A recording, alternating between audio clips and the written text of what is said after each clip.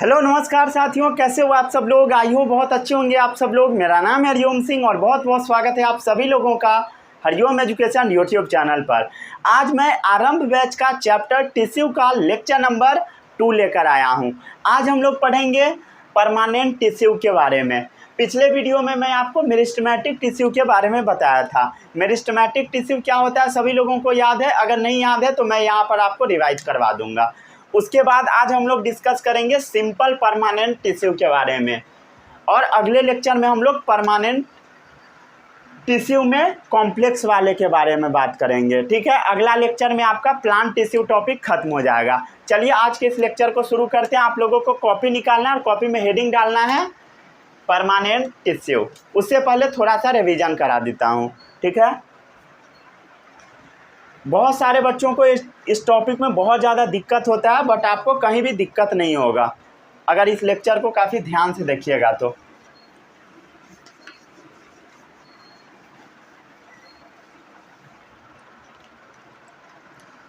जो जो चीज़ मैं पिछले लेक्चर में पढ़ाया था सब एक बार रिवीजन करा देता हूँ। टिश्यू टिश्यू क्या होता है सभी लोगों को याद है?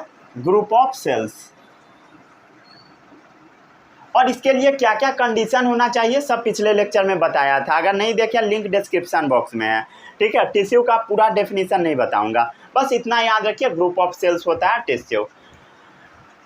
अब ये जो टिश्यू होता है वो प्लांट में भी रह सकता है और एनिमल्स में भी रह सकता है। तो जो टिश्यू प्लांट में रहेगा उसको हम लोग प्लांट टिश्यू बोल देते हैं, और जो टिश्यू एनिमल में रहेगा उसको हम लोग एनिमल टिश्यू बोल देते हैं।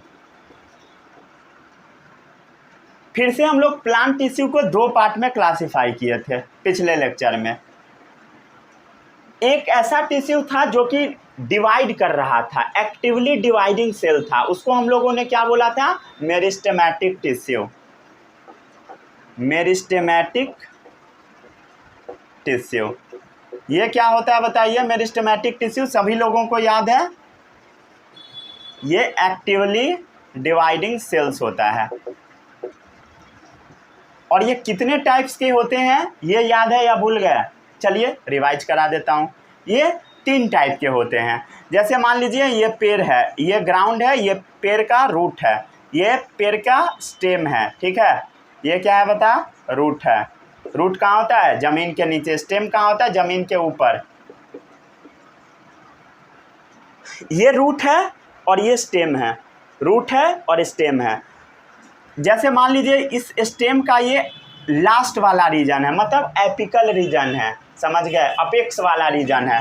तो इस रीजन पर जो टिश्यू होगा और इस रीजन पर टिश्यू होगा, मतलब शूट अपेक्स और रूट अपेक्स वाले रीजन पर टिश्यू होगा, उसको हम क्या बोलते हैं बताइए? क्या बोलते हैं?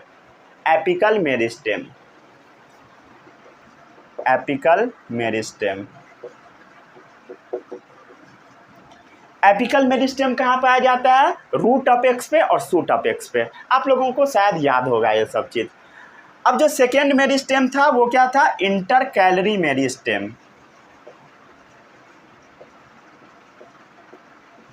जो लॉन्गिट्यूडिनल ग्रोथ करवा रहा था। जैसे मान लीजिए इस रीजन पे होगा, इस रीजन पे। ठीक है, यहाँ से मान लीजिए कोई भी ब्रांचेज निकलने वाला है तो इस रीजन पर भी होगा। कौन सा meristem? Intercalary meristem. Intercalary meristem, समझ गए? लॉन्गिट्यूडिनल ग्रोथ करवाएगा ऐसे। ये भी लेंथ इंक्रीज करवाएगा, ये भी लेंथ इंक्रीज करवाएगा प्लांट का। उसके बाद देखिए तीसरा जो मेरिस्टेम था वो क्या था? Lateral meristem. लैटरल मेरिस्टेम क्या होता है सभी लोगों को याद है? जो पेड़ के मोटाई को बढ़ाता है, थिकनेस को इंक्रीज करवाता है, गर्थ को इंक्रीज करवाता है, उसी को हम क्या बोलते हैं? Lateral meristem. अब इस रीजन पे प्रेजेंट रहेगा और पेड़ के मोटाई को बढ़वाएगा, इसको हम क्या बोलते हैं? Lateral meristem. Lateral meristem. थोड़ा थोड़ा फंक्शन भी लिख लीजिए। लैटरल मेरिस्टेम थिकनेस को इंक्रीज करवाएगा। इंक्रीज के लिए ऊपर की तरफ हम लोग एरो लगा देते हैं और डिक्रीज के लिए नीचे की तरफ एरो। अब है इंटर कैलरी मेरिस्टेम, ये क्या करवाएगा? Longitudinal growth, longitudinal growth.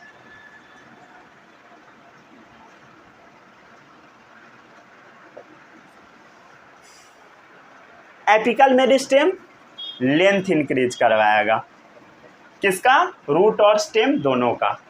कुछ लोगों को स्टेम और शूट में बड़ा कन्फ्यूजन रहता है। अरे भाई इधर ध्यान दो, जो पार्ट ज़मीन के नीचे रूट हो गया, जो पार्ट ज़मीन के ऊपर और मेन एक्सिस है इसको हम स्टेम बोल देते हैं। स्टेम के ऊपर बहुत सारा चीज़ लगा होता है, जैसे लीफ, फ्रूट, ये जैसे मान लीजिए फ्रूट है, और भी चीज़ लगा हो सकता है, फ्लावर, ठीक है, ये जैसे मान लीजिए फ्लावर है।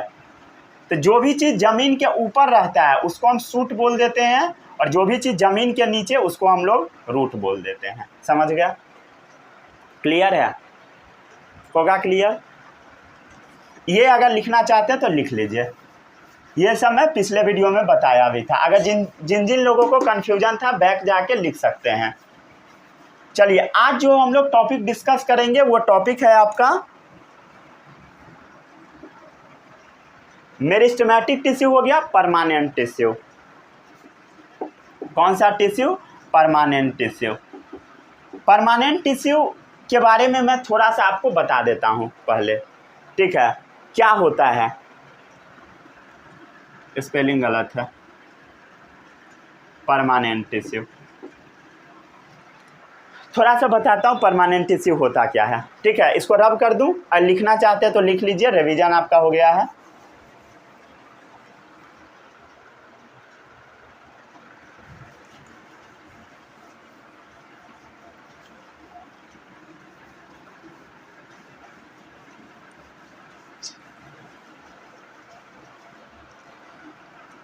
परमानेंट टिश्यू टॉपिक हार्ड नहीं है, समझ गए?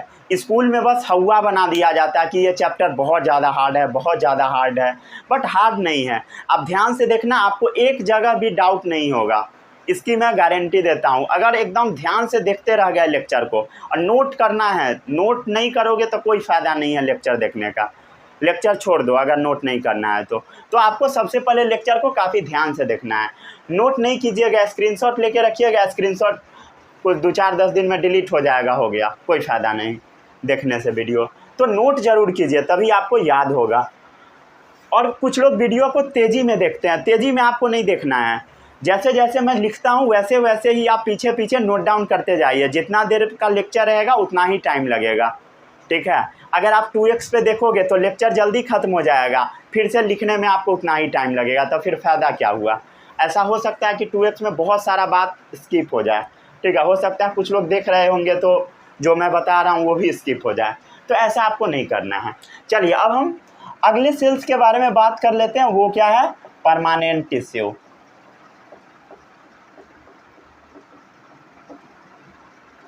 परमानेंट टिश्यू समझिए पहले इस चीज़ को।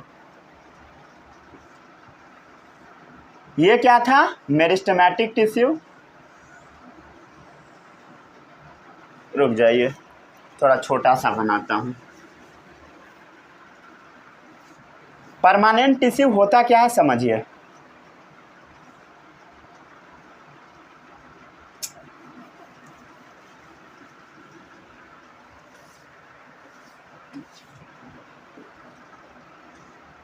ये है रूट, ये है स्टेम। अब जो आपका मेरिस्टेमेटिक टिश्यू प्रेजेंट रहेगा यहाँ पर, समझ गए? यहाँ पर जो मेरिस्टेमेटिक टिश्यू प्रेजेंट है, जैसे जैसे प्लांट ग्रो करेगा, जैसे जैसे प्लांट ग्रो करेगा,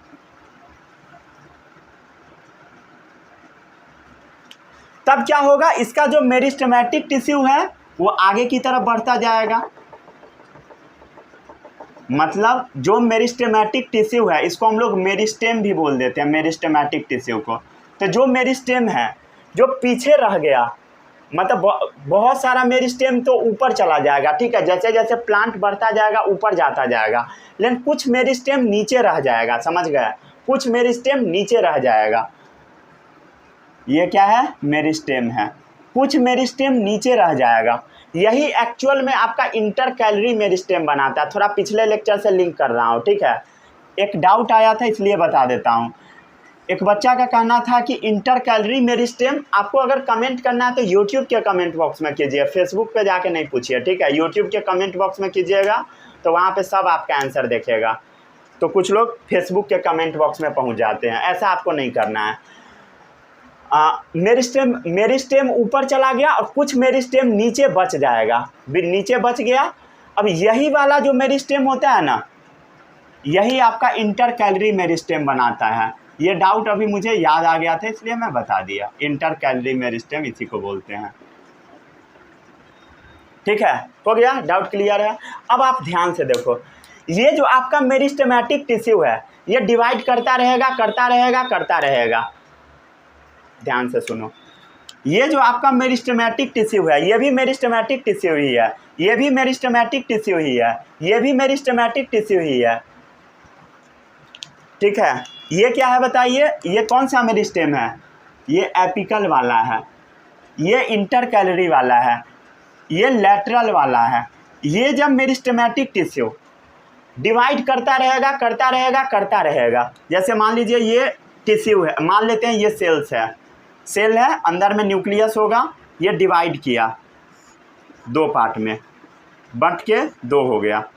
अब ये जो सेल है ना फिर से डिवाइड करेगा दो पार्ट में, बट के दो हो गया, ये सेल फिर से डिवाइड करेगा, बट के दो हो गया, और ये डिवीज़न चलता जाएगा चलता जाएगा चलता जाएगा, ठीक है, ये चलता जाएगा, समझ गए। देखिए डिवीज़न होता जा रहा है, देखिए डिवीज़न हो रहा है, और एक टाइम बाद ऐसा आएगा कि ये जो सेल है ना डिवाइड करना छोड़ देगा। ये जो आपका मेरिस्टेमेटिक टिश्यू का सेल है ये क्या है बताइए, मेरिस्टेम है। मेरिस्टेम क्या होता है, मेरिस्टेमेटिक टिश्यू का सेल। ये जो आपका मेरिस्टेम्स है ये ना डिवाइड करना छोड़ देगा, क्या कर देगा बताइए, डिवाइड करना छोड़ देगा, ये अपना एबिलिटी ऑफ डिवीजन को खो देगा। Cell of meristematic tissue, cells of meristematic tissue जब अपने डिवीजन को छोड़ देगा, समझ गया, when they lose their ability to divide, when they lose their ability to divide, ये डिवाइड करने का अपना एबिलिटी को छोड़ देगा। जैसे मान लीजिए ये सेल है, अब कह रहा है आगे हम डिवाइड ही नहीं करेंगे, ठीक है, तो डिवाइड नहीं करोगे तो भाई करोगे क्या, तो ये अटेन क्या कर लेगा, ये अटेन कर लेता है एक परमानेंट शेप, साइज और फंक्शन के लिए अपने आप को बना लेता है, समझ गए। मतलब ये जो आपका मेरिस्टेमेटिक टिश्यू था खूब डिवाइड किया, अब बाद में बोलने लगा कि अब हम डिवाइड नहीं करेंगे, अब हम अपना काम को फिक्स कर लेते हैं, परमानेंट कर लेते हैं, मतलब हम अब अपने शेप को परमानेंट कर लेते हैं, शेप को, हो सकता है साइज को भी कर ले, जो मेरा ये साइज है भाई फिक्स है, इससे ज़्यादा अब हम कुछ नहीं करेंगे, अपना काम को भी परमानेंट कर लेगा, ठीक है, एंड जो भी वर्क है, जो भी इसका फंक्शन है उसको भी ये परमानेंट कर लेगा, बोलेगा अब मैं ये काम नहीं करूँगा। जैसे मैं एक एग्जांपल देता हूँ, अपना एग्जांपल, ठीक है, जैसे देखते जाइए कैसे आदमी अपने आप को परमानेंट करता है, समझिए। जैसे मान लीजिए हर आदमी जब बच्चा होता है तो क्या करता है, खूब हाथ पैर मारता है, ये भी करता है, वो भी करता है, वो भी करता है, वो भी करता है, अब बाद में क्या करता है बता, जो एक छोटा मोटा जॉब मिल जाए वही जॉब करूँगा, आराम से सोऊंगा एकदम ठाठ से, समझ गए। जनरली यही लोग सोचता है, समझ गया, मतलब अपने आप को वो परमानेंट कर लेता है, जो अब इतना पैसा कमाना है इसी में सब काम करना है, समझ गया, अपने आप को परमानेंट कर लिया। लेकिन कुछ आदमी नहीं भी करता है वो लगातार डिवाइड करते रहता है, मतलब कुछ कुछ करते रहता है, वो मेरिस्टेमेटिक टाइप का आदमी है, जो अपना जॉब वगैरह ले लिया, जॉब करने के बाद एकदम निश्चिंत हो गया तो वो परमानेंट हो गया, समझ गया।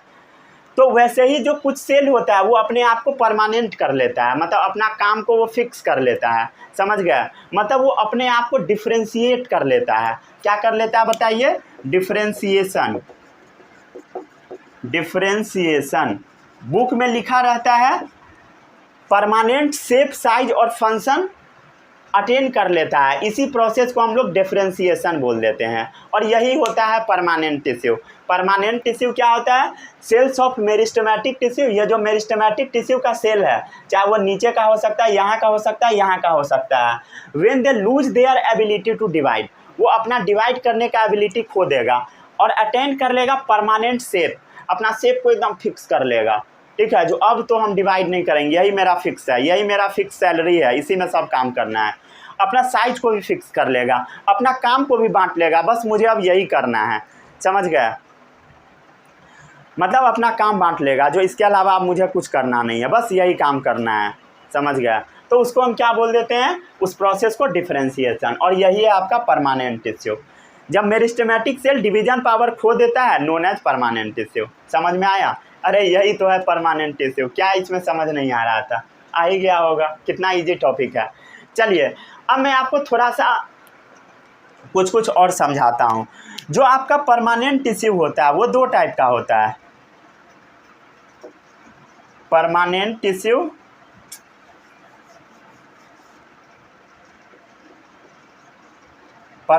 टिश्यू कितने टाइप का होता है बता? दो टाइप्स का होता है। पहला जो परमानेंट टिश्यू होता है वो है simple permanent tissue. Simple permanent tissue, सबका डेफिनेशन अभी लिख के बताऊंगा, अभी आज सिलेबस लिख देता हूँ क्या क्या पढ़ाना है, ठीक है। उसके बाद जो दूसरा परमानेंट टिश्यू होता है वो होता है कॉम्प्लेक्स परमानेंट टिश्यू। छी परमानेंट का स्पेलिंग बार बार गलत हो रहा है। कॉम्प्लेक्स परमानेंट टिश्यू, ठीक है। कुछ लोग इसको परमानेंट भी पढ़ते हैं, आपको जो पढ़ना है वो पढ़िए, हम आपको मना करने वाले नहीं हैं, लेकिन हम एकदम साफ साफ पढ़ेंगे ताकि आपका स्पेलिंग गलत ना हो, ठीक है। कुछ लोग इसको परमानेंट पढ़ देते हैं, परमानेंट आप पढ़ते रहिए, स्पेलिंग गलत लिखा जाएगा, समझ गए। तो स्पेलिंग गलत ना हो इसीलिए कुछ हम लोग पढ़ते रहते हैं। तो ऐसा नहीं है जो क्या प्रोनाउंसिएशन होता है सही वाला वो नहीं पता होता है बहुत चीज़ का पता, फिर भी पढ़ाना पड़ता है। जैसे आप देखते होंगे बचपन में जब आप स्कूल में जाते थे, LKG नर्सरी में, तो आपको टॉक का स्पेलिंग नहीं याद होता था, TALK होता है ना, टॉक TALK, तो मैम उसको टॉल्क बोल के पढ़ाते थे। ऐसा नहीं है मैम को नहीं आता, मैम को आता है, लेकिन वो आपको स्पेलिंग याद करवा दे इसके लिए वो टॉल्क बोलती है, समझ गए। तो वैसा ही यहाँ पर भी चलता है, बहुत सारे जगहों पर मैं स्पेलिंग को इधर उधर करूँगा, ठीक है, बोलूँगा, लेकिन ये नहीं समझना जो नहीं पता होता है फिर भी बोलना पड़ता है, समझ गया, ठीक है। चलिए आगे बढ़ते हैं। अब आता है simple permanent tissue. Simple permanent tissue को हम लोग अगेन 3 पार्ट में डिवाइड करेंगे, जिसके बारे में आज मैं आपको पढ़ाऊंगा। सबसे पहला है पैरेन्काइमा, दूसरा है कोलेनकाइमा, और तीसरा है स्क्लेरेनकाइमा। पढ़ना पहले सीखिए, प्रोनाउंसिएशन करना सीखिए। पैरेन्काइमा, साथ साथ बोलिए पैरेन्काइमा, पैरेन्काइमा, फिर बोलिए कोलेनकाइमा, कोलेनकाइमा, फिर बोलिए स्क्लेरेनकाइमा, स्क्लेरेनकाइमा, स्क्लेरेनकाइमा, समझ गए। बार बार बोल के ट्राई कीजिए, सही सही बोलाने लगेगा, ठीक है। उसके बाद जो आपका कॉम्प्लेक्स परमानेंट टिश्यू होता है, अगेन ये 2 टाइप का होता है। पहला है जाइलम, दूसरा है फ्लोएम। नाम तो सुना ही होगा कभी ना कभी, जाइलम और फ्लोएम।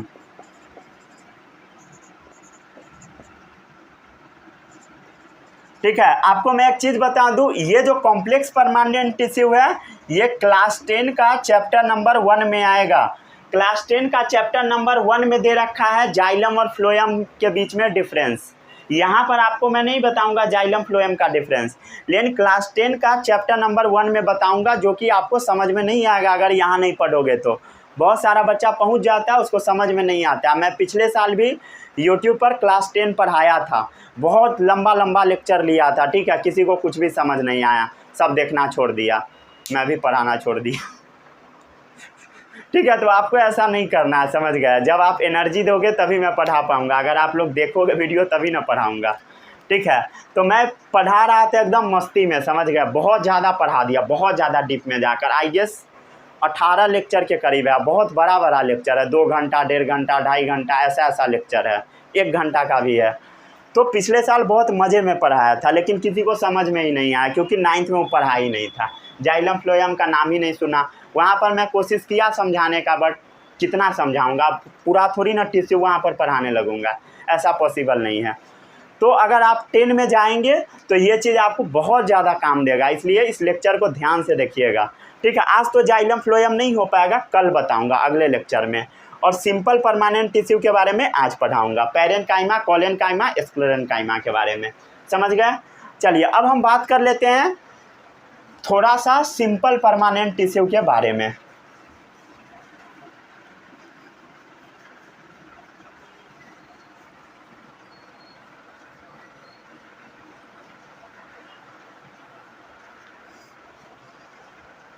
कॉपी में हेडिंग डालिए, सिंपल परमानेंट टिश्यू।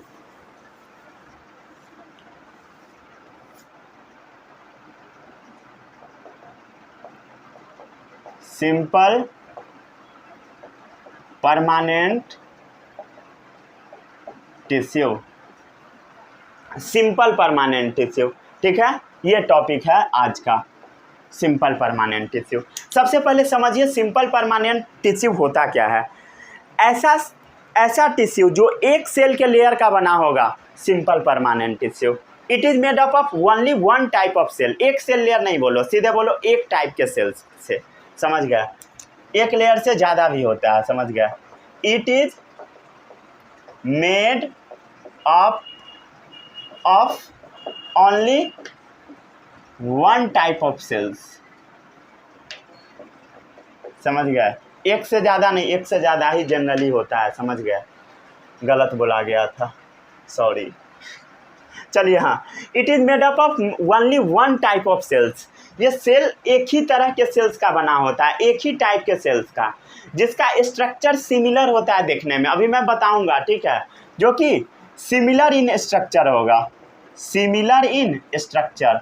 जैसे मान लेते हैं कोई इस टाइप का सेल है, ठीक है, चोमू प्रजाति का, समझ गया। किस टाइप का बता, चोमू सेल है, चोमू।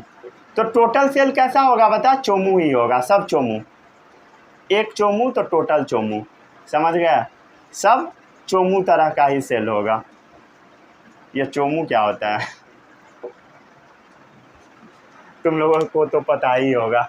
चलिए यहाँ, it is made up of only one type of cells. देखिए ये सारा का सारा कैसा सेल है, सब चोमू सेल है। तो कैसा सेल, सिंपल परमानेंट टिश्यू वाला सेल, समझ गया। It is made up of only one type of cell, similar in structure. देखने में सब एक ही जैसा लग रहा है, और इवन काम भी एक ही जैसा सब करता है, समझ गया, सब बंडोली है। Similar in structure and similar in function, similar in function, ठीक है, समझ में आ गया। चलिए अब हम लोग बात कर लेते हैं types of simple permanent tissue, ठीक है। थोड़ा सा रब कर देता हूँ, अब ये सब जरूरी थोड़ी ना है।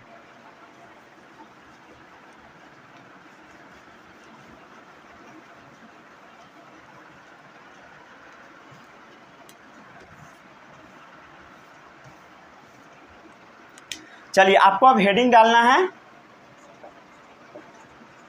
Types of simple permanent tissue.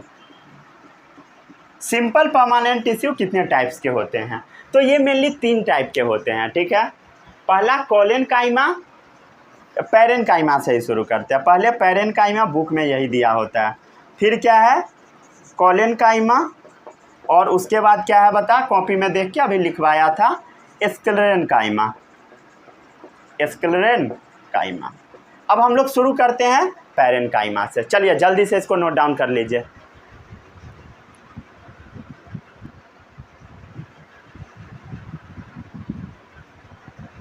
हो गया नोट डाउन। अब हम देखते हैं पैरेन्काइमा के बारे में। सबसे पहले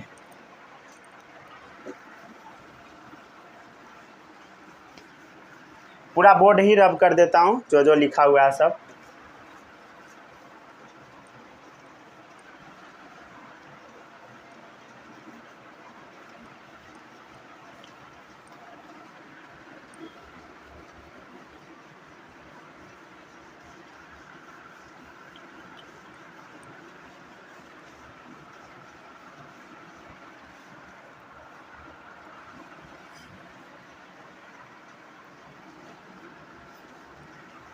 हो गया।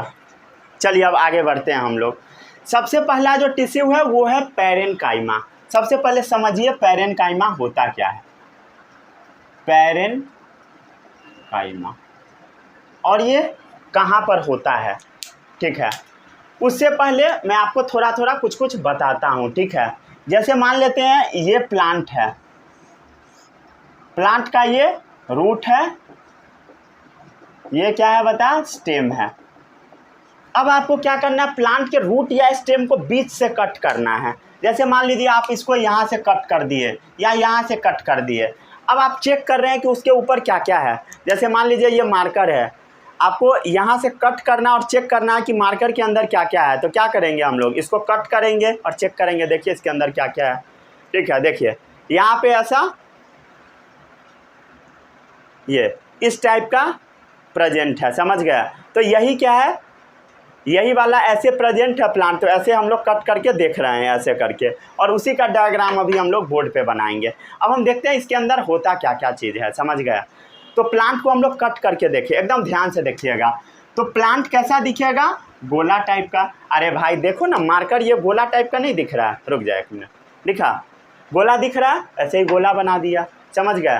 तो गोला का जो सबसे बाहरी वाला रीजन है, सबसे बाहरी वाला रीजन, उसको हम एपिडर्मिस बोल देते हैं। क्या बोलते हैं बताइए, एपिडर्मिस। एपिडर्मिस मतलब ये जो पेन है, ये जो मार्कर है, इसका बाहर का जो टोटल रीजन है वो क्या है, एपिडर्मिस है, समझ गया।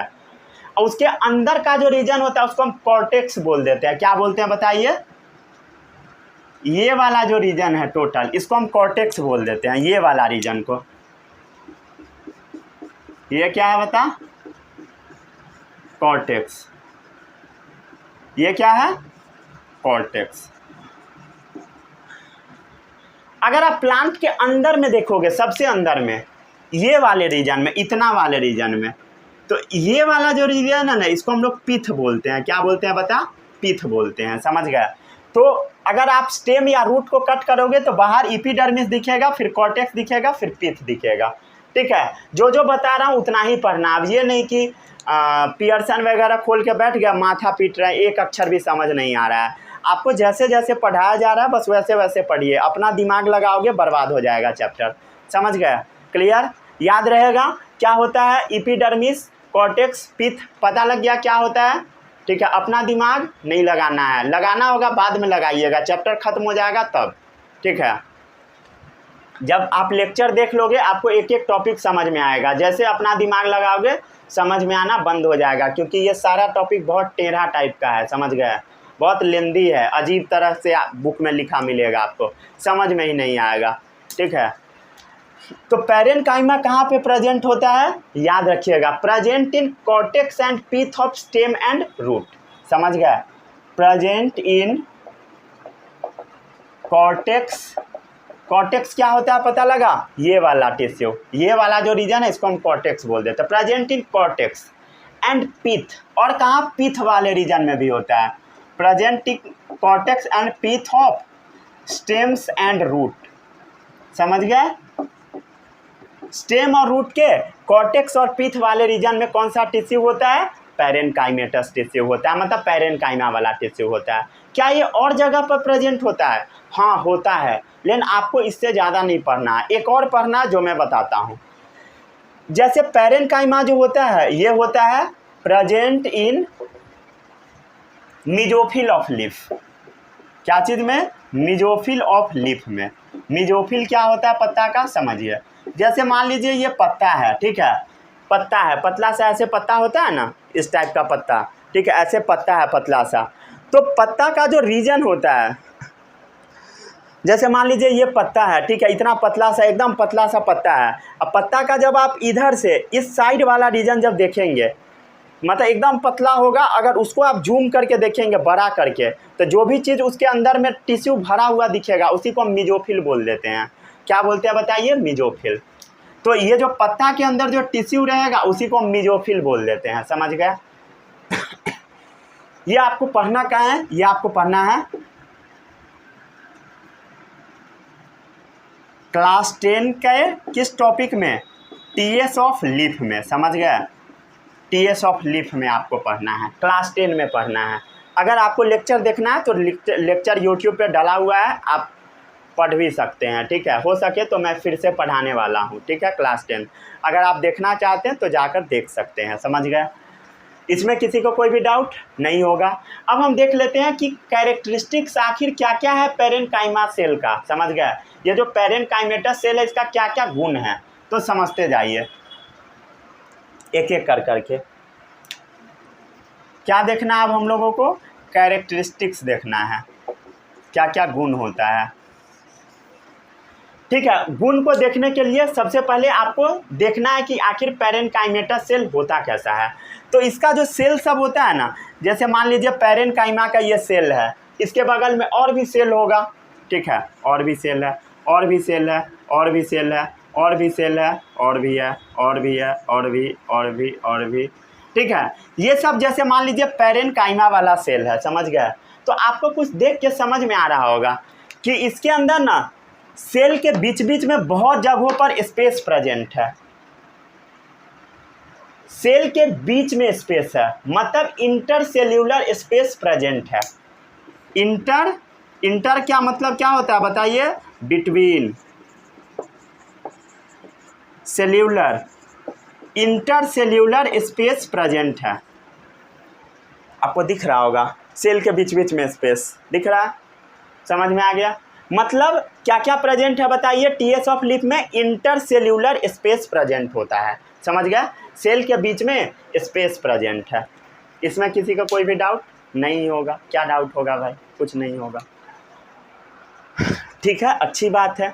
टीएस ऑफ लीफ में इंटरसेल्यूलर स्पेस प्रेजेंट है। इंटर का मतलब क्या होता है? बीच में, सेल के बीच में स्पेस प्रेजेंट है। अगर आप इसके सेल को काफ़ी ध्यान से देखोगे, अच्छे से देखोगे, समझ गए, तो इसका जो वैक्यूल होता है ना बड़े साइज का होता है। कैसा होता है? बड़े साइज का। ये इसका वैक्यूल हो गया, वैक्यूल। वैक्यूल बड़े साइज का है तो न्यूक्लियस कहाँ जाएगा? कहाँ जाएगा? साइटोप्लाज्म कहाँ जाएगा? अरे भाई जो जगह खाली बचेगा उसी में ना रहेगा, ठीक है? तो इसमें साइटोप्लाज्म भरा होगा। साइटोप्लाज्म को धक्का मार के साइड में भेज देगा, एकदम पहली फुर्सत में निकल। अब बात आता है न्यूक्लियस कहाँ होगा? इसी में कहीं बना दीजिए, आपका मर्जी, ठीक है? जैसे देख लीजिए, मान लीजिए यहाँ पर दबा उबा होगा न्यूक्लियस, ठीक है? अब कुछ लोग कहेंगे सर ये प्लांट सेल है, तो क्या इसमें क्लोरोप्लास्ट नहीं होगा? बना दीजिए क्लोरोप्लास्ट भी, आपकी मर्जी है। जैसे मान लीजिए ये क्लोरोप्लास्ट सब है, क्या है? क्लोरोप्लास्ट, बना दीजिए क्लोरोप्लास्ट। समझ में आया? इसमें किसी को तकलीफ पीड़ा? क्या होगा तकलीफ बताइए? कुछ भी नहीं होगा। समझ में आ रहा है कि नहीं? तो ये आपको कैसा सेल नजर आ रहा है? एकदम सिंपल है, सिंपल लिविंग सेल है, ठीक है? ये कैसा है बताइए? सिंपल लिविंग सेल्स है, एकदम सिंपल नज़र आ रहा है, नज़र आ ही रहा है भाई, ठीक है? ये अपने काम को स्पेशलाइज नहीं किए हुए हैं, मतलब ये नहीं कहता है कि हम अपना टोटल काम खुद ही करेंगे। स्पेशलाइज का मतलब समझिए, जैसे मान लीजिए मैं छोटे लेवल पर जब पढ़ाता हूँ, छोटे लेवल पे, जैसे मान लीजिए 5 तक का बच्चा है, 8 तक का बच्चा है, तो मैं इसको हर सब्जेक्ट पढ़ा सकता हूँ। 8 तक के बच्चे को टोटल सब्जेक्ट, चाहे वो SST हो, साइंस हो, मैथ्स हो, इंग्लिश हो, हिंदी हो, सब पढ़ा सकता हूँ, संस्कृत छोड़ के। मुझे संस्कृत थोड़ा भी नहीं आता, ठीक है? आज तक पढ़ा ही नहीं, तो ये सब सब्जेक्ट मैं पढ़ा सकता हूँ। लेकिन अगर आप बोलोगे 9th-10th के बच्चे को पढ़ाने को, तो मैं बस मैथ साइंस पढ़ाऊँगा, SST नहीं पढ़ाऊँगा, समझ गए? SST पढ़ाऊँगा तो हो गया खल्लास, समझ गए? अब आप बोलोगे 11th-12th में जाने के लिए, तो 11th-12th में बस बायो और केमिस्ट्री पढ़ाऊँगा, ठीक है? बायो फुल पढ़ाऊँगा, केमिस्ट्री थोड़ा बहुत पढ़ाऊँगा, ठीक है? अब अगर बोलोगे आगे भी आप पढ़ाओ, आगे 12th बाद, तो 12th बाद थोड़ा बहुत जूलॉजी पढ़ा सकता हूँ क्योंकि मेरा वही ऑनर्स है। तो यही प्रोसेस चलता है, समझ गया, कि जैसे जैसे मैं ऊपर जाते गया, जैसे जैसे मैं ऊपर के क्लास में जाते गया, वैसे वैसे मैं स्पेशलाइज हो गया, अपने काम को फिक्स कर लिया। जैसे आप देखते होगे कोई भी डॉक्टर जो MBBS करके आता है, मतलब MBBS करके कोई भी आता है, तो वो हर चीज़ का डॉक्टर होता है, सब चीज़ का इलाज कर देगा। फिर वो धीरे धीरे जब MS करता है, MD करता है, तो वो अपने आप को थोड़ा सा स्पेशलाइज करते जाता है। बाद में वो सुपर स्पेशलिटी हासिल कर लेता है, तो वो सिर्फ पार्टिकुलर चीज़ों का इलाज करता है। ऐसा नहीं है कि उसको आ नहीं रहा है, आ सब रहा है, लेकिन वो पार्टिकुलर चीज़ों का इलाज बस करेगा, समझ गए। जैसे कोई हार्ट का होगा, कोई किडनी का होगा, कोई कार्डियोलॉजिस्ट होगा, कोई नेफ्रोलॉजिस्ट होगा, मतलब अलग अलग तरह के अलग अलग डॉक्टर होगा, समझ गए। क्लियर है। तो बहुत सारा डॉक्टर आपको मिलेगा, लेकिन वो क्या हो रहा है बताइए, धीरे धीरे स्पेशलाइज हो रहा है, वो पार्टिकुलर चीज़ को बस करेगा, समझ गया, और कुछ चीज़ को छोड़ता चला जाएगा। ऐसा बिल्कुल नहीं है कि उसको आ नहीं रहा है, आ सब रहा है, समझ गया। वो जो MBBS वाला रहता है, होता है ना, जो जनरल फिजिशियन, वो टोटल इलाज कर सकता है, स्पेशलिस्ट डॉक्टर भी, उसको भी सब आता है, लेकिन वो करता नहीं है। वो अपने आप को स्पेशलाइज कर लिया, भाई साहब मैं अब यही करूँगा, इसमें मेरा महारत हासिल है, बस मैं यही करूँगा। हर आदमी वैसा ही करता है। अब थोड़ी ना है कि मैं हमेशा 9 10th ही पढ़ाता रहूँगा, 6 7 ये सब पढ़ाता रहूँगा, बिल्कुल नहीं। बाद में सिर्फ 11 12, समझ गए। तो वही होता है, आदमी अपने आप को स्पेशलाइज कर लेता है, समझ गए। तो वही प्रोसेस है स्पेशलाइजेशन। सेल भी अपने आप को स्पेशलाइज करता जाएगा। तो जो आपका पैरेन्काइमा वाला सेल होता है, वो अपने आप को थोड़ा बहुत कहेगा कि हम अपने काम को, हमको बस ये काम दे दो, लेकिन एकदम कम, ना के बराबर। मतलब ये लिटिल स्पेशलाइजेशन प्रॉपर्टी रखता है, लिटिल स्पेशलाइजेशन, मतलब अपने काम को ये बहुत कम स्पेशलाइज किए हुए, समझ गया, ठीक है।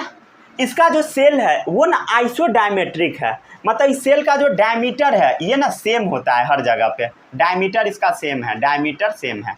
ये सेल कैसा है, isodiametric. Cells are isodiametric, isodiametric, ठीक है। आइसो का मतलब क्या होता है, सेम, और डायमीट्रिक का मतलब डायमीटर। सेल का डायमीटर क्या होगा, हर जगह पे सेम होगा। बायो में आइसो मतलब सेम होता है, समझ गए। केमिस्ट्री में भी इवन होता है, बहुत सारे जगहों पर आपको मिलेगा, isotope, isobar, isotones, atoms and molecule पढ़ा रखा हूँ, लेक्चर देखो, ठीक है, समझ गए। तो सेल का डायमीटर क्या है बताइए, सेम है। क्लियर, समझ में आया। वेरी वेरी इंपॉर्टेंट, याद रखिएगा, पैरेन्काइमेटर सेल का डायमीटर सेम होता है। ये क्वेश्चन आगे भी काम आएगा, नीट वगैरह में भी पूछ देता है, ठीक है। इस बार बहुत ज़्यादा घुमा फिरा के नीट का क्वेश्चन आया था, बहुत ज़्यादा ट्विस्ट किया था, उसमें ऐसा ऐसा सवाल आता है, समझ गए। इसलिए अभी से ध्यान दीजिएगा इस सब चीज़ के ऊपर, समझ गया। इसका जो सेल वॉल होता है थिन होता है, कैसा होता है बताइए, thin thin thin thin thin, समझ गया। कैसा सेल वॉल होता है, थिन सेल वॉल होता है, ठीक है, थिन सेल वॉल। देखो कोई भी कहीं पर भी लिखा रहेगा thin cell wall, thin cell wall का मतलब होता है ना कि वो सेलुलोज का बना होगा। क्या चीज़ का बना होगा बताइए,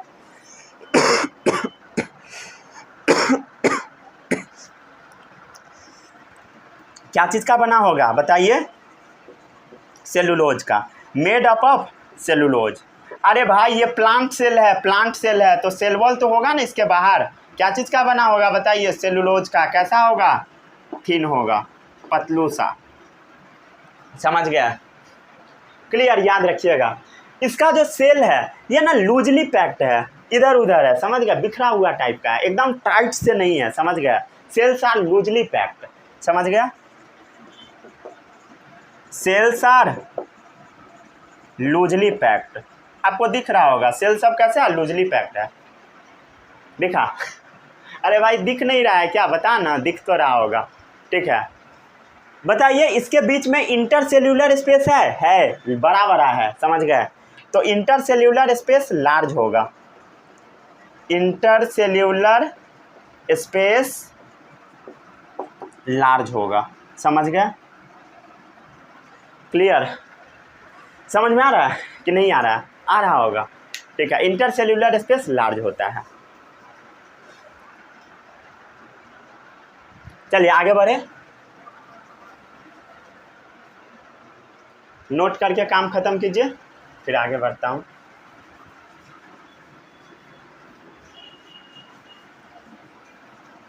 पैरेनकाइमा के बारे में हम लोग पढ़ रहे हैं अभी।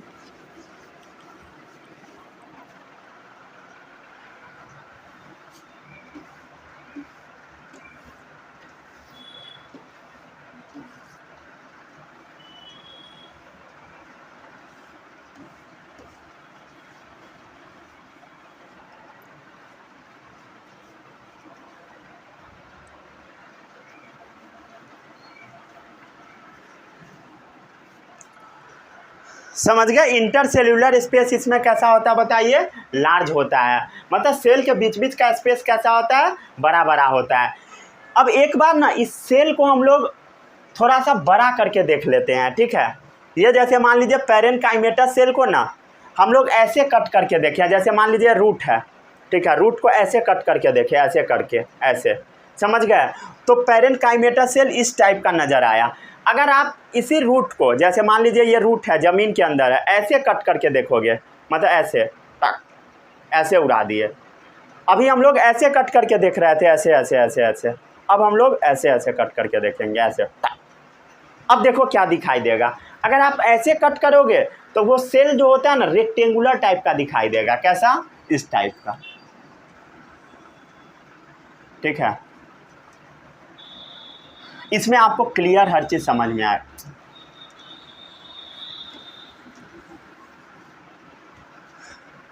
सेल कैसा दिखाई देगा बताइए, रेक्टेंगुलर टाइप का, रफली रेक्टेंगुलर। तो अब ये नहीं कि रेक्टेंगुलर बोल दिया तो अब देखने लग गए सर रेक्टेंगुलर तो दिख नहीं रहा है अच्छे से, पूरा अच्छे से रेक्टेंगल बनाइए। अरे भाई बॉडी के अंदर प्रेजेंट होता है, प्लांट बॉडी में है, कैसे ये एकदम एग्जैक्ट होगा स्केल से नाप के, हाँ रेक्टेंगुलर।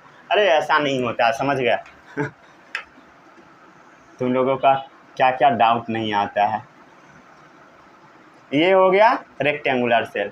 इसके अंदर क्या होगा बताइए, बड़ा सा वैक्यूल होगा, देख लिखा होगा वैक्यूल, बड़े साइज का है। ये क्या है, वैक्यूल। इसका जो साइटोप्लाज्म होगा साइड में चला जाएगा, पेरिफेरल साइटोप्लाज्म। ये क्या है, साइटोप्लाज्म, साइड में चला गया, जत गया साइटोप्लाज्म, एकदम किनारा पे चला गया। न्यूक्लियस भी यहीं पे कहीं जता मिलेगा आपको, न्यूक्लियस मिलेगा भाई। ये भी अपना माथा दबा रहा है। इसी में आपको कहीं कहीं पे क्लोरोप्लास्ट भी मिलेगा। कहेगा भाई अब प्लांट है तो खाना तो बनाना ही पड़ेगा, बिना खाना बनाए थोड़ी ना जिंदा रह पाएंगे। तो ले क्लोरोप्लास्ट रखो भाई, क्लोरोप्लास्ट, खाना तो बनाना ही पड़ेगा, समझ गया। तो इसी टाइप का ये सेल नजर आएगा, समझ गए। कैसे कट किए, ऐसे, ये है स्टेम, ऐसे कट किए। अब पहले ये वाला डायग्राम में ऐसे कट किए थे, समझ गए। क्लियर, क्लियर है। इसमें ऐसे कट किए थे। इसको हम बोल देते हैं ट्रांसवर्स सेक्शन। क्या बोलते हैं बताइए, ट्रांसवर्स सेक्शन। ट्रांसवर्स सेक्शन क्या होता है, ऐसे। लॉन्गिट्यूडिनल सेक्शन ऐसे।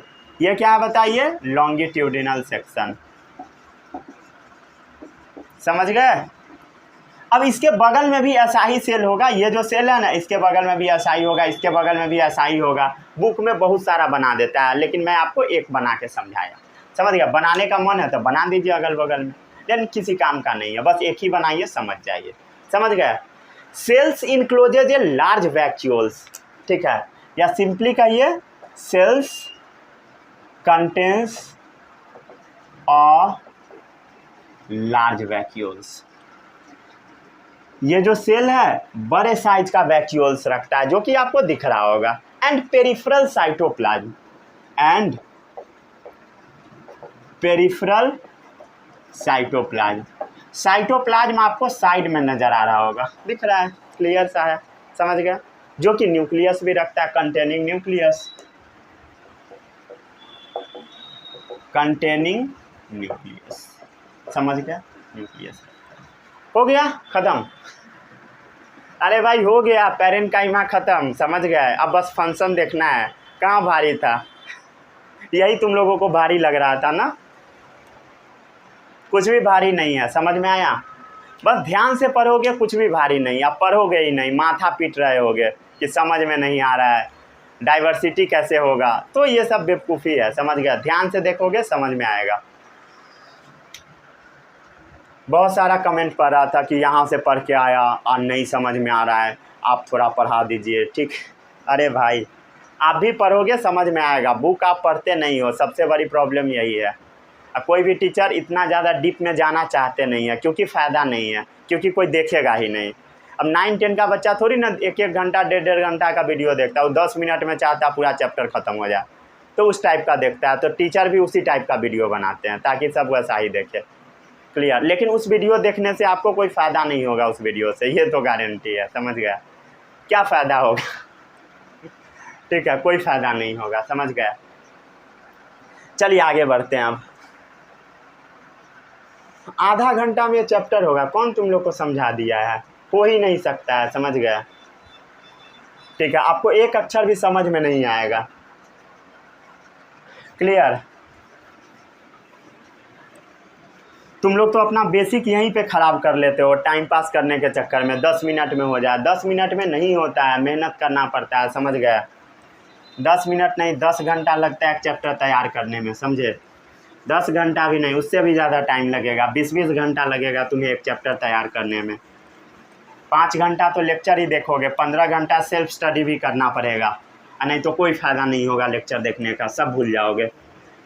ठीक है, अब हम लोग देखते हैं फंक्शन ऑफ पैरेन्काइमा। बहुत ज़्यादा ज्ञान दे दिया, फ्री का ज्ञान। अब आता है फंक्शंस ऑफ पैरेन्काइमा। आखिर पैरेन्काइमा का फंक्शन क्या है। ठीक है, फंक्शन ऑफ पैरेन्काइमा एक एक करके हम लोग देख लेते हैं इसका काम। पैरेन्काइमा का क्या क्या होता है। सबसे पहला काम है इसका खाना का स्टोर करेगा। क्या करेगा बताइए, स्टोर करेगा, फूड को ये स्टोर करता है, समझ गया। फूड स्टोरेज टिश्यू है, फूड स्टोरेज टिश्यू है। ऐसा नहीं है खाना को सिर्फ स्टोर करेगा, स्टोर और एसिमिलेट भी करेगा। एसिमिलेट मतलब होता है इधर से उधर मूव करवाना, एसिमिलेट करवाना, इस सेल से उस सेल में पहुंचा देना, assimilate food, store and assimilate food, समझ गए, क्लियर। एग्जाम्पल जैसे देखिए, इसका एग्जाम्पल कुछ प्रेजेंट है क्या, जैसे देख सकते हैं आप, parenchyma of roots and stem. ये क्या करता है बताइए, स्टोर करता है, स्टोर्स फूड एंड वाटर। अब कुछ लोगों को H2O लिख दिया, उसमें भी डाउट होगा, तो ऐसा नहीं होना चाहिए, समझ गए। H2O मतलब वाटर, इतना भी नहीं आएगा तो यार क्या कर रहे हो भाई, 9th में क्यों आए हो, समझ रहे हो ना। ठीक है, तो parenchyma of root and stem store food and water. Root का जो पैरेन्काइमा होता है खाना और पानी को स्टोर करके रखता है, न्यूट्रिएंट और H2O को स्टोर करके रखता है, समझ गया। और ये क्या देगा भाई, और ये प्लांट को सपोर्ट देता है, समझ गया। प्लांट का कॉर्टेक्स वाले रीजन में प्रेजेंट है तो प्लांट को सपोर्ट देगा, provide support to the plant, provide support to the plant, समझ गया। और भी इसका काम है, ऐसा नहीं है कि 2 ही काम है, ठीक है। अब ये जो पैरेन्काइमा वाला सेल है, कौन सा सेल है भाई, पैरेन्काइमा। पैरेन्काइमा में क्लोरोप्लास्ट प्रेजेंट है, तो ये खाना भी तो बनाएगा। तो पैरेन्काइमा का काम क्या है, खाना बनाना भी। When the parenchyma cell contain chlorophyll in some situation it perform photosynthesis. When parenchyma of some cells contains chloroplast, क्या रखिएगा बताइए, chloroplast which contain chlorophyll pigments, थोड़ा ज़्यादा हो गया डेफिनेशन, हेल्प्स इन फोटोसिंथेसिस, वो खाना बनाने में मदद करेगा। फोटोसिंथेसिस क्या होता है सभी लोगों को पता है। फोटो मतलब होता है लाइट, सिंथेसिस मतलब होता है फॉर्मेशन। लाइट के प्रेजेंस में प्लांट खाना बनाएगा, फोटोसिंथेसिस। तो जो आपका ये पैरेनकाइमा वाला सेल है वो अपना खाना बनाएगा। When the parenchyma of some cells contain chloroplast which contain chlorophyll pigment, वो मदद करेगा खाना बनाने में। और ऐसे टाइप के पैरेनकाइमा सेल को हम बोल देते हैं क्लोरेनकाइमा। क्या बोलते हैं बताइए? Such type of parenchyma known as chlorenchyma. क्या बोलते हैं बताइए इस तरह के पैरेनकाइमा को?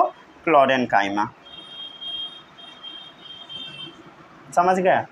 बहुत इजी है यार, इतना इजी हो ही नहीं सकता है कुछ भी। समझ गए?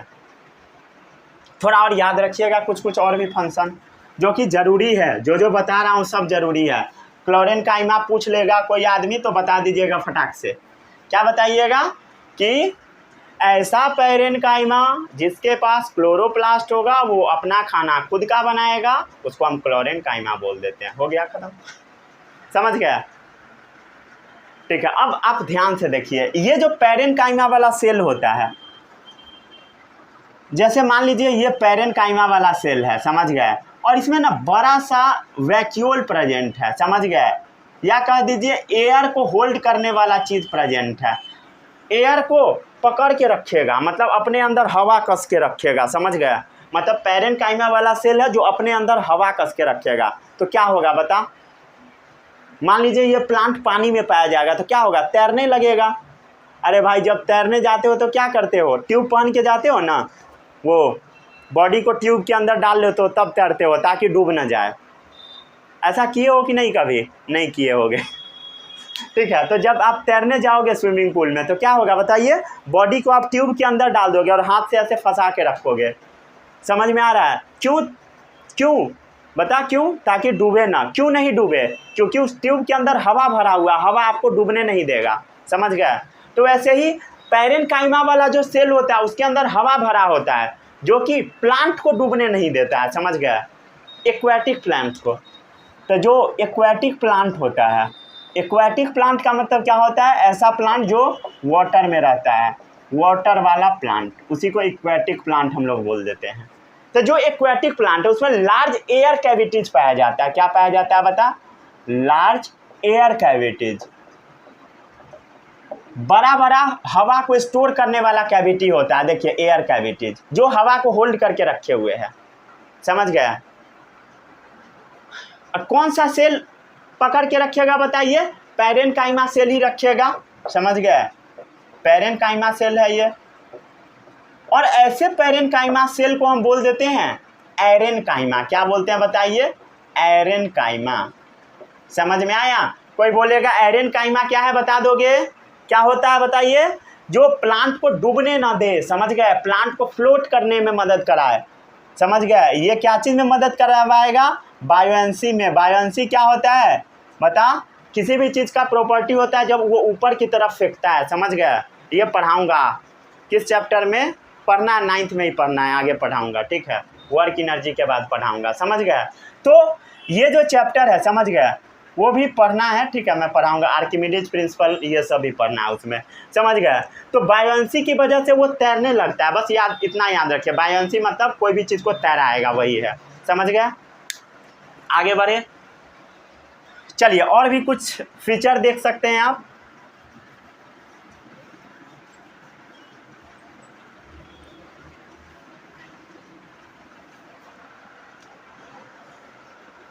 कुछ और भी फीचर देख सकते हैं। ये जो होता है ना पैरेनकाइमा वाला टिश्यू, वो ना पैकेजिंग टिश्यू होता है, पैक करने वाला। समझ गया? जहाँ कुछ नहीं है वहाँ पैरेनकाइमा डाल दो। समझ गया? जहाँ कुछ भी रखा नहीं जा रहा है पैरेनकाइमा ठूस दो, पैक कर दो। समझ गए?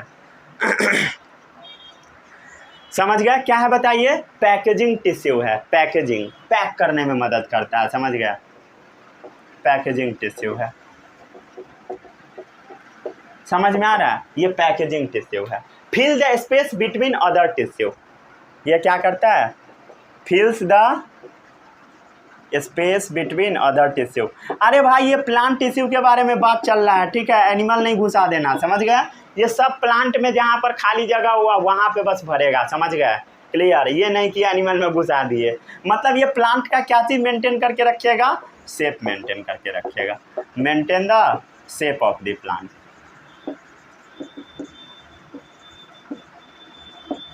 ठीक है, चल इसको जल्दी से नोट डाउन कर लीजिए।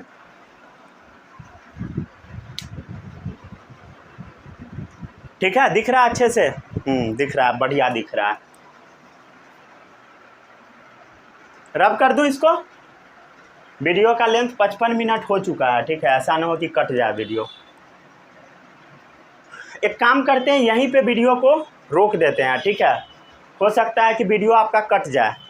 ठीक है, यहीं पर इस लेक्चर को समाप्त करते हैं। अगले लेक्चर में हम लोग मिलेंगे जहां पर बात करेंगे कोलेनकाइमा और स्क्लेरेनकाइमा के बारे में। वीडियो यहां पर रोक देता हूं, ठीक है, ज़्यादा लंबा वीडियो हो जाएगा, फिर से कट जाएगा, समझ गया। पिछला लेक्चर भी कट गया था, ठीक है, एक बार और शूट किया था, तो यहीं पर स्टॉप कर देता हूं। अगले लेक्चर में हम लोग कोलेनकाइमा स्क्लेरेनकाइमा और भी कुछ टॉपिक के बारे में बात करेंगे। तब तक के लिए बाय बाय, जय हिंद, ऑल द बेस्ट।